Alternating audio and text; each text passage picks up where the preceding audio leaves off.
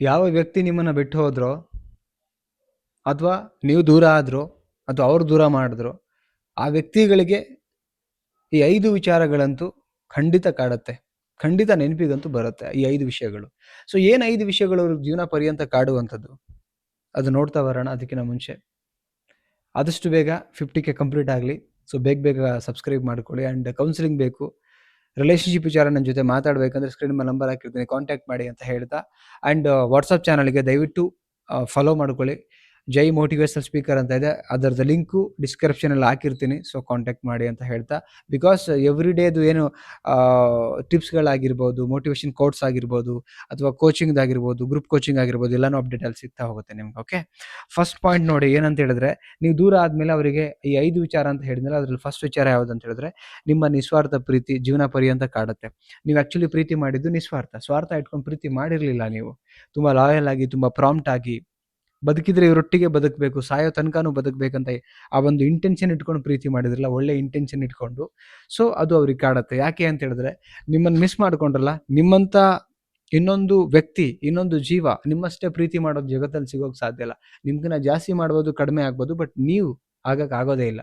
So ಆಗಿರ್ಬೇಕಾದ್ರೆ ಆ ವ್ಯಕ್ತಿಗಳು ನನ್ನ ಪ್ರಕಾರ ಇದನ್ನ ನಿಸ್ವಾರ್ಥ ಪ್ರೀತಿನ ತುಂಬಾ ಮಿಸ್ ಮಾಡ್ಕೋತಾರೆ. ಅಂಡ್ ಆಲ್ ಟೈಮ್ ನಿಮ್ಮನ್ನು ನೆನಪು ಮಾಡ್ಕೋತಾರೆ ಈ ವಿಚಾರವಾಗಿ. ಸೆಕೆಂಡ್ ಪಾಯಿಂಟ್, ಕಷ್ಟದ ಸಮಯದಲ್ಲಿ ನೀವು ಬೆಂಬಲ ಮಾಡಿರ್ತೀರಲ್ಲ, ಕಷ್ಟದ ಸಮಯ ಅಂತ ಬಂದಾಗ ನೀವು ಬೆಂಬಲ ಒಂದು ಕೊಟ್ಟಿರ್ತೀರಿ, ಮಾತಿನ ಮುಖಾಂತರ, ಫಿನಾನ್ಷಿಯಲ್ ವಿಚಾರದ ಮುಖಾಂತರ, ಅಥವಾ ಜೊತೆಗೆ ನಿಲ್ಲುವಂಥ ವಿಚಾರ. ಸೊ ಅದನ್ನ ಇನ್ನೊಬ್ರು ಮಾಡೋಕೆ ಸಾಧ್ಯ ಇಲ್ಲ.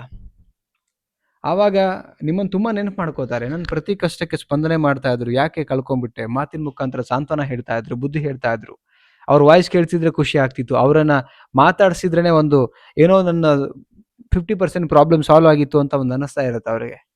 ಬಟ್ ನಿಮ್ಮ ಜಾಗಕ್ಕೆ ಇನ್ನೊಬ್ರು ಬಂದ್ರೂ ಕೂಡ ಆ ಜಾಗನ ತುಂಬೋಕೆ ಸಾಧ್ಯ ಇಲ್ಲ ಸ್ನೇಹಿತರೆ. ಈ ಟೈಮಲ್ಲಿ ನಿಮ್ಮ ವಿಚಾರ ಏನಿದೆಯಲ್ಲ, ಲೈಫ್ ಟೈಮ್ ಅವ್ರಿಗೆ ನೆನಪಾಗ್ತಾ ಇರತ್ತೆ. ಓಕೆ, ನೆಕ್ಸ್ಟ್ ಪಾಯಿಂಟ್ ಏನಂತ ಹೇಳಿದ್ರೆ, ಸಣ್ಣ ಸಣ್ಣ ಕಾಳಜಿ, ನೀವು ಮಾಡ್ತಕ್ಕಂಥ ಕಾಳಜಿಗಳು, ನೀವು ತೋರಿಸ್ತಕ್ಕಂಥ ಪ್ರೀತಿ ಯಾರೂ ತೋರ್ಸೋಕ್ಕೆ ಸಾಧ್ಯ ಇರಲ್ಲ ಸ್ನೇಹಿತರೆ. ಬಿಕಾಸ್ ನಿಮ್ಮದು ನಿಸ್ವಾರ್ಥ ಪ್ರೀತಿ ಆಗಿರುತ್ತೆ.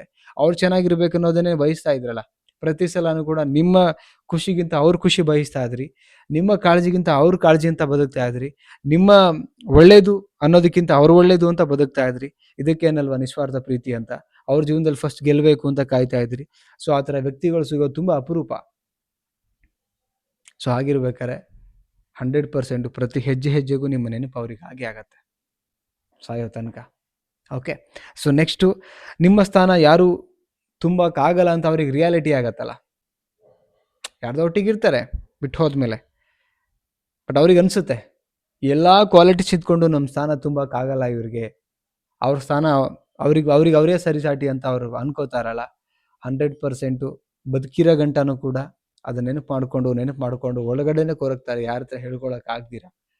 ಓಕೆ, ಆ್ಯಂಡ್ ದ ನೆಕ್ಸ್ಟ್ ಯಾವುದು ಅಂತ ಹೇಳಿದ್ರೆ, ನಿಮ್ಮ ಮೌಲ್ಯವನ್ನು ತಡವಾಗಿ ಅರ್ಥ ಮಾಡ್ಕೊಳ್ತಾರೆ.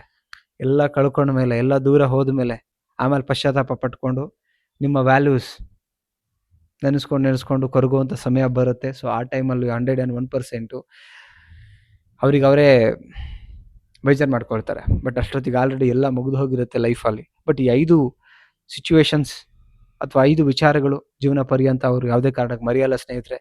ಈ ಒಂದು ವಿಡಿಯೋ ನಿಮಗೆ ಇಷ್ಟ ಆಗಿದ್ರೆ ಒಂದು ಲೈಕ್ ಮಾಡಿ, ಆ್ಯಂಡ್ ನಿಮ್ಮ ಫ್ರೆಂಡ್ಸ್ಗಳಿಗೆ ಶೇರ್ ಮಾಡಿ, ಸ್ಟೇಟಸಲ್ಲಿ ಇಟ್ಕೊಳ್ಳಿ ಅಂತ ಹೇಳ್ತಾ, ಆ್ಯಂಡ್ ಇಷ್ಟ ಆಗಿದ್ರೆ ನಿಮ್ಮ ಅನಿಸಿಕೆನ ಕಮೆಂಟ್ ಮಾಡಿ ಅಂತ ಹೇಳ್ತಾ, ಮತ್ತೊಂದು ಟಾಪಿಕಲ್ಲಿ ಸಿಗ್ತೀನಿ. Thank you so much. Bye.